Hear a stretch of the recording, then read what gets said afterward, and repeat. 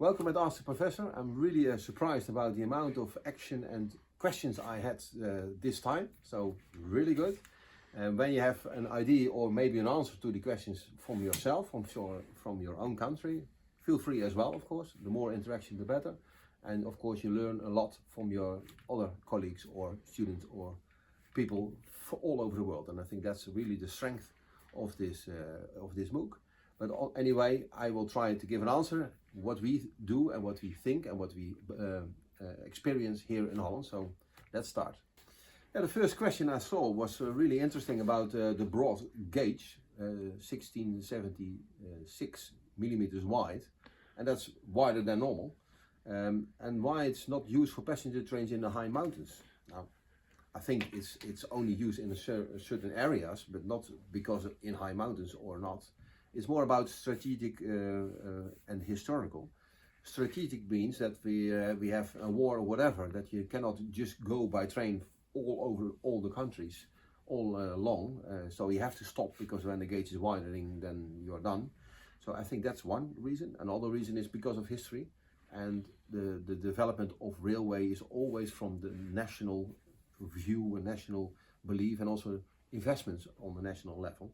So that means when you make a choice, what gauge, I don't care, there is always a choice, and there you build up. Because a railway means also when you invest, it will be a long run of 100 years or longer before you change something, or you can change something, otherwise you drop down a lot of life cycle costs. That's not what you like to do. So that's the reason, but I don't see any connection, because this is not used in high mountains. Maybe you can tell.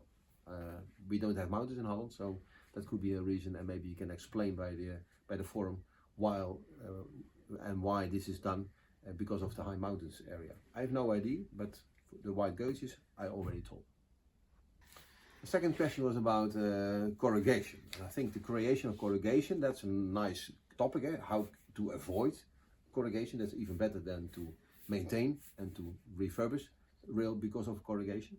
And yes, by corrugation you can say, okay, we do the regular grinding and milling or whatever from the track and the wheels to survive. But I think that's okay, that's what we do. The better is how to get rid of this, and that could be that's one big reason. The wheel rail interface, that's the steel on steel. That's not the wisest combination, but okay, it's cheap, therefore we do. And we have the dynamics, and the dynamics, that means that's really the issue of corrugation. When you have an eigen frequency of the train in combination with the construction of the rail, then you get problems, and with a certain speed, then you get oscillating, and then you get these vibrations, and you get corrugation. So when you say, can I avoid this? Yes, of course. Then you have to drive with that typical train on that track in a different speed. But yeah, that's not how you can control this. You cannot say, okay, sorry, your train has to go 15 kilometers an hour with a lower speed, because that's good for corrugation. That's not how the world works.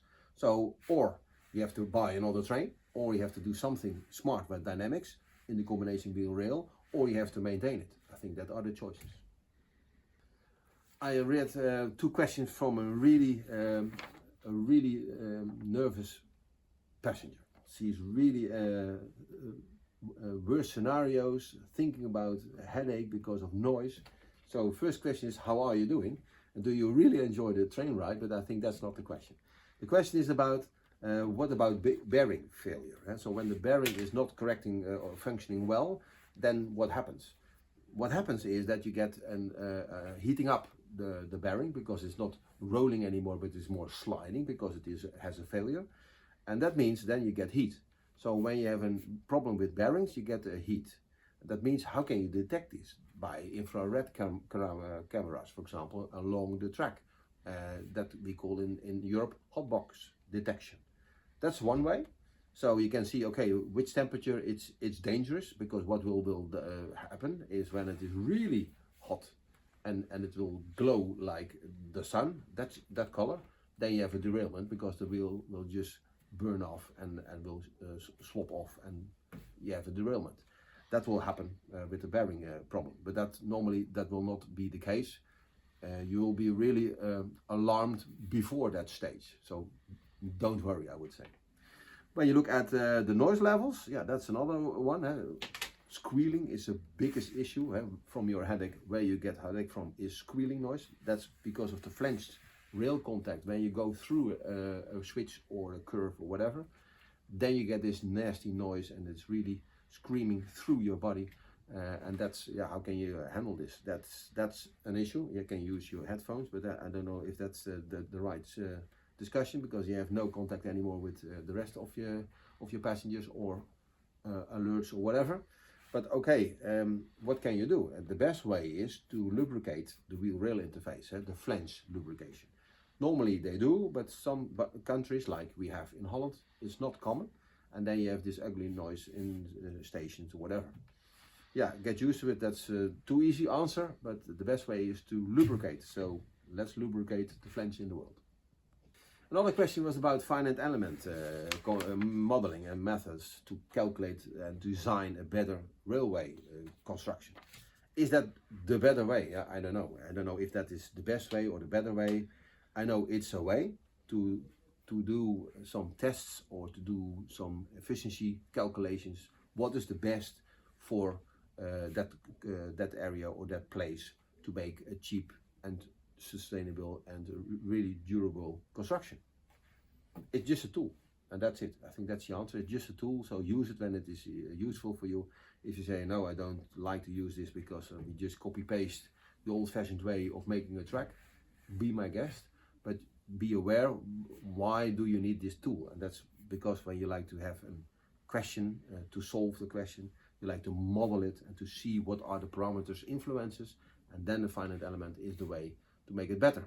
But when you have a smart guy with a lot of gray hair and a long history of engineer, maybe he can be much easier and much quicker with the solution. So make a contents of that. Computer versus expert. Why not? Thank you very much. I really enjoyed the questions, really also in-depth questions. So that's the real spirit. Keep on going, put all your questions on the forum, help each other when you see the need, or you say, hey, that's typical from my country, why not?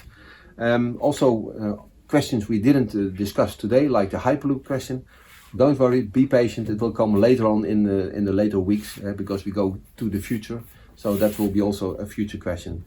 So it will come back in the course, so enjoy.